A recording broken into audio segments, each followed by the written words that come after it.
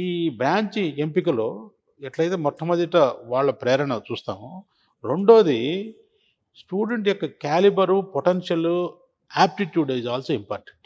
For example strong mathematics, strong physics background, fundamental స్ట్రాంగ్గా ఉన్నవాళ్ళు mechanical engineering కానీ, civil engineering కానీ, ఎలక్ట్రానిక్స్ కానీ, ఏరోనాటికల్ ఇంజనీరింగ్ కానీ ఇటువంటి కోర్సులు తీసుకోవచ్చు.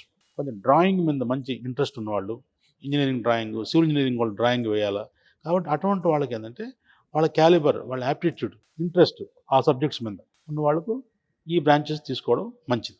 లేదు కొంతమంది మోడరేట్ మ్యాథమెటిక్స్, వాళ్ళకి logical thinking, critical thinking, problem solving thinking ఉన్నవాళ్ళు కంప్యూటర్ సైన్స్ అలైడ్ బ్రాంచ్లు తీసుకోవడం మంచిది. అట్లే కొంత మ్యాథమెటిక్స్, కొంత ఫిజిక్స్ నాలెడ్జ్తో పాటు కెమిస్ట్రీ మంచి పట్టున్నాడు, organic chemistry, inorganic chemistry, physical chemistry, ఇటువంటి సబ్జెక్ట్స్ మీద మంచి నాలెడ్జ్ ఉన్నవాళ్ళు, బయలాజికల్ సైన్సెస్లో మంచి నాలెడ్జ్ ఉన్నవాళ్ళు వీళ్ళు ఏంటంటే కెమికల్ ఇంజనీరింగ్ కానీ బయోటెక్నాలజీ కోర్సుల మీద వెళ్ళచ్చు. కాబట్టి ఫస్ట్ స్టూడెంట్ యొక్క ప్రేరణ, అతని సరౌండింగ్స్, ఫ్యామిలీ బ్యాక్గ్రౌండ్ బట్టి ఆల్రెడీ అతనికి ఉన్నటువంటి కొన్ని అనుభవాలు, ఆలోచనలు, ఆసక్తితో పాటు ఇది స్టూడెంట్ యొక్క క్యాలిబరు, పొటెన్షియల్, నాలెడ్జ్ లెవెల్స్ రెండు కలుపుకుంటే గన మంచి బ్రాంచ్ సెలెక్ట్ చేసుకునేటువంటి అవకాశం.